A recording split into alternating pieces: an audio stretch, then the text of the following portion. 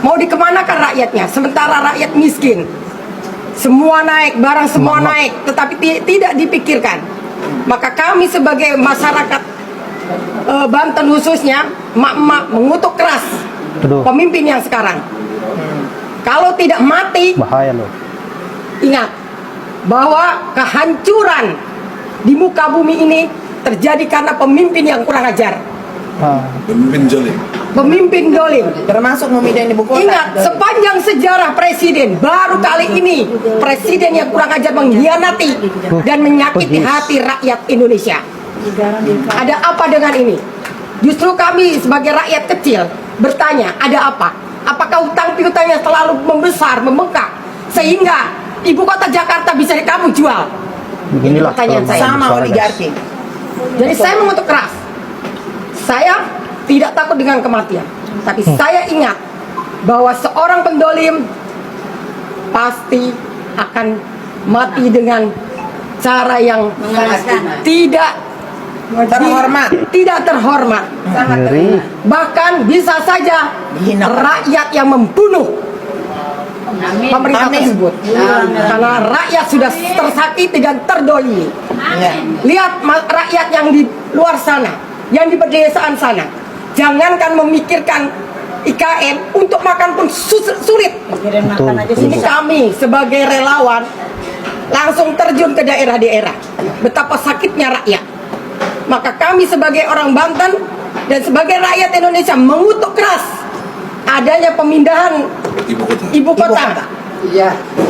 Ini harus kami akui sebagai emak-emak dan sebagai wanita Indonesia, karena wanita adalah tiang negara. Apabila wanitanya hancur, maka hancur juga negaranya. Ya. Demikian dari saya. Assalamualaikum warahmatullahi wabarakatuh. Ini terus dibangun ini untuk siapa? Untuk kepentingan siapa? Ya, ini yang harus ditanyakan sebetulnya. Pertanyaan yang kedua yang harus dijawab oleh pemerintah.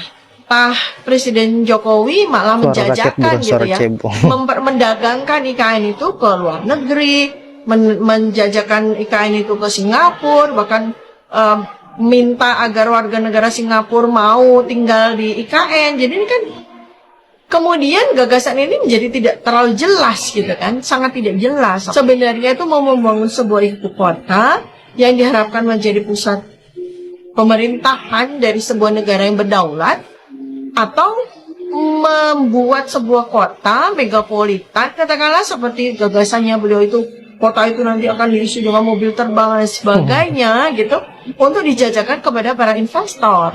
So kalau konsepnya adalah membangun ibu kota, mestinya kita tidak perlu harus mencari investor dan sebagainya kan untuk membangun ibu kota. Karena sangat dikhawatirkan oleh semua pihak yang merasakan kekhawatiran akan IKN ini, nanti IKN itu akan menjadi satu wujud dari betapa Indonesia akan kehilangan kedaulatannya.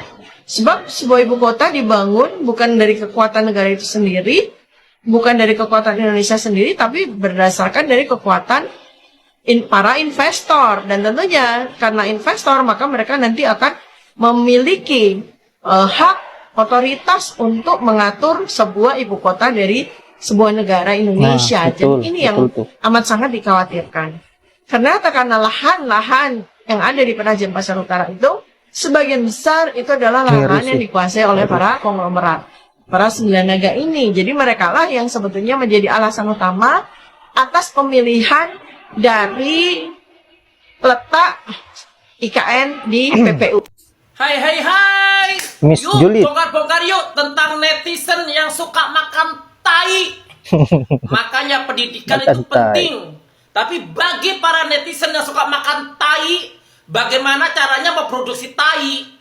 Makanya mereka BLT, dapat bansos, dapat apa, dapat mental mereka itu mental pengemis.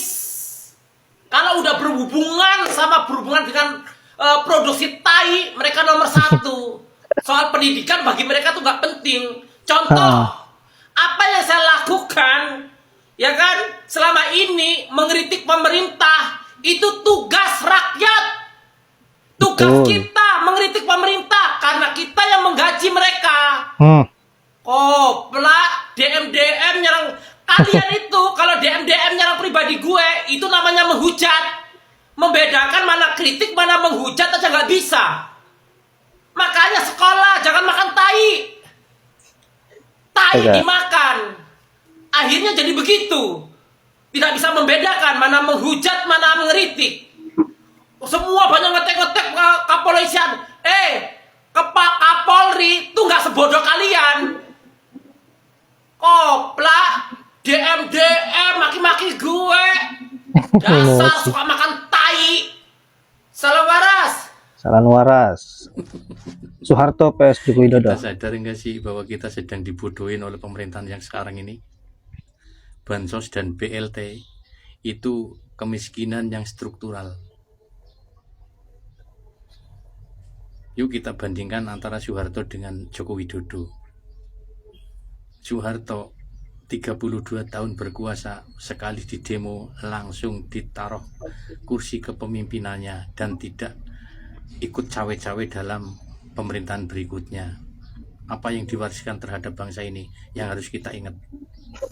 Jasa daripada Soeharto yaitu pendidikan moral Pancasila, atau rinciannya P4, pedoman penghayatan dan pengamalan Pancasila terhadap bangsa ini. Moral itu yang lebih penting.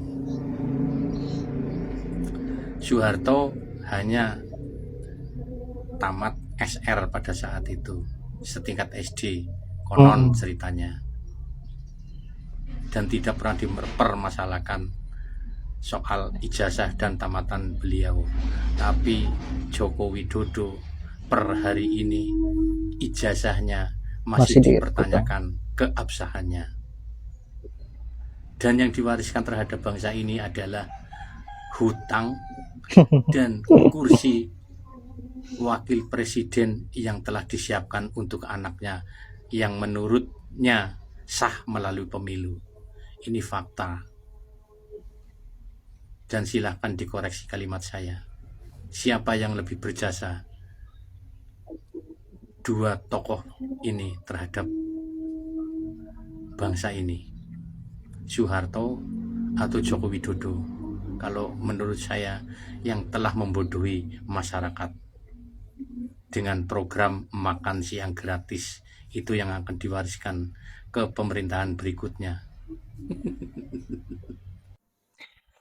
Yap, itulah berbagai komentar dari para emak-emak, dan ada juga seorang bapak-bapak yang nyelip satu orang yang membandingkan siapa yang paling berjasa antara Pak Soeharto ataupun Pak Jokowi. Menurut saya ya, kita tahu sendiri bahwa meskipun gaya kepemimpinan Pak Soeharto ini terbilang otoriter selama 32 tahun memimpin Indonesia, tetapi tetapi ada dampak positif atas apa yang menjadi kepemimpinan Pak Soeharto, yaitu pembangunan pesat di era beliau. Nah, kemudian kalau Pak Jokowi juga ada positifnya. Kenapa? Karena selama beliau menjabat, beliau berhasil hampir keseluruhan anggota keluarganya diangkat menjadi pejabat, dan tentu beliau memecahkan rekor ngutang paling besar sepanjang sejarah Presiden Republik Indonesia. Saya kira itu prestasi beliau. Nah, makin kesini seorang emak semakin ramai memberikan kritikan-kritikan pedas terhadap pemerintahan Pak Jokowi maupun keberlanjutan Prabowo dan Gibran. Kita lihat sendiri di video tadi, seorang emak begitu lantang bersuara mengutuk Pak Jokowi dan bahkan berdoa ya agar Pak Jokowi bisa dicabut nyawanya.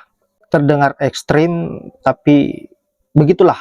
Semua itu terjadi karena ulah Pak Jokowi sendiri yang begitu ganasnya menyengsarakan rakyat demi kekuasaan yang ia ingin pertahankan, dan beliau turunkan ke anaknya yaitu Gibran, dan kita tinggal menunggu bagaimana kinerja Gibran selama dia menjabat sebagai wakil presiden.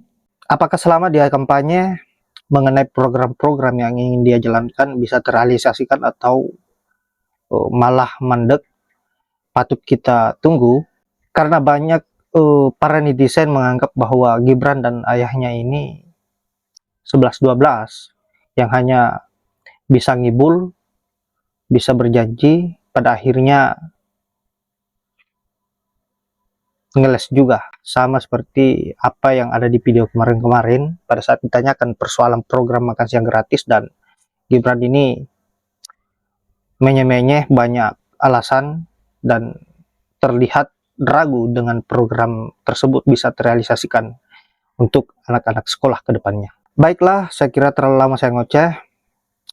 Saya akhiri dengan ucapan wallahul muwaffiq ila aqwamit thoriq. Assalamualaikum warahmatullahi wabarakatuh.